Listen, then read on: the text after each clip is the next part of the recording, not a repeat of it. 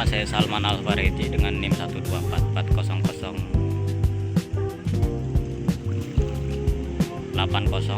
Ya, di sini saya akan menjelaskan tentang demokrasi Pancasila.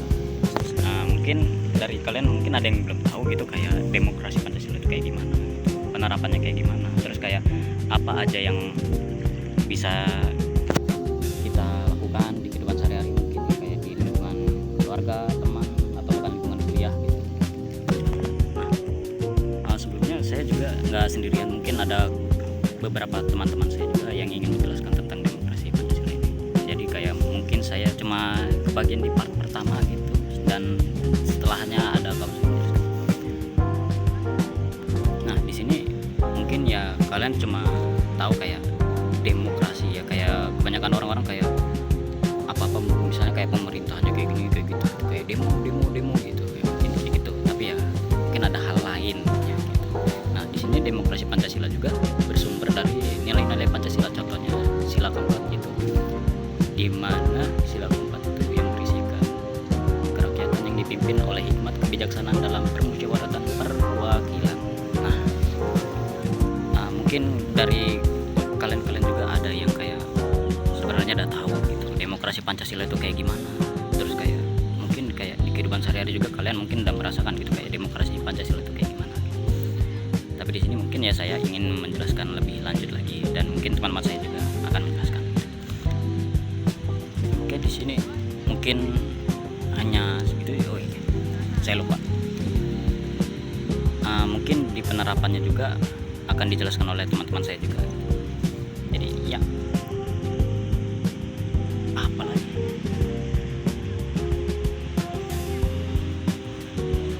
Ya segitu aja. Oh iya dek, demokrasi Pancasila itu bersumber dari nilai-nilai Pancasila dan bisa diterapkan oleh semua orang, gak cuma dari kayak mungkin ada yang mikir kayak ya mungkin pemerintahnya doang gitu, ya enggak, kita-kitanya bisa gitu, merasakan ataupun menerapkan nilai-nilai Pancasila juga kan kita bisa terapkan, dan demokrasi Pancasila juga bisa kita terapkan. Mungkin aja itu. Yuk. Demokrasi Pancasila tidak hanya menekankan pada kebebasan berpendapat, tetapi juga menekankan tentang tanggung jawab. Setiap keputusan yang akan diambil harus berdasarkan dengan nilai, etika, dan moral, serta mempertimbangkan kepentingan bersama. Salah satu contoh dari penerapan demokrasi Pancasila di lingkungan kampus itu adalah seperti pemilihan ketua himpunan. Dalam hal tersebut, mahasiswa memiliki hak untuk memilih, menyampaikan aspirasi, serta berpartisipasi dalam pengambilan keputusan. Selain itu, musyawarah dalam menentukan keputusan kelompok juga merupakan bentuk nyata dari demokrasi Pancasila. Hal ini karena setiap anggota diberikan kesempatan yang sama untuk menyampaikan pendapat dan gagasannya. Kalau di lingkungan masyarakat, demokrasi Pancasila dapat kita lihat melalui kebijakan yang berkaitan dengan kepentingan bersama. Seperti contoh adanya rapat warga, kemudian adanya musyawarah desa dalam menentukan kebijakan dengan kepentingan bersama. Sementara itu, kalau di lingkungan keluarga, demokrasi Pancasila itu dapat kita lihat dan kita terapkan dengan cara saat pengambilan keputusan bersama, saat pembagian tugas dalam keluarga, atau dalam merencanakan kegiatan bersama.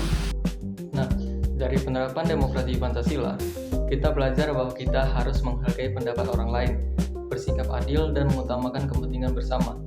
Mari kita mulai menerapkan nilai-nilai demokrasi Pancasila dalam kehidupan sehari-hari. Mulai dari hal kecil seperti menghargai pendapat orang lain, tidak memaksakan kehendak, dan melakukan musyawarah untuk mendapatkan keputusan. Karena demokrasi yang baik bukan hanya tentang suara terbanyak, tetapi tentang kebijakan dalam mencapai keputusan bersama.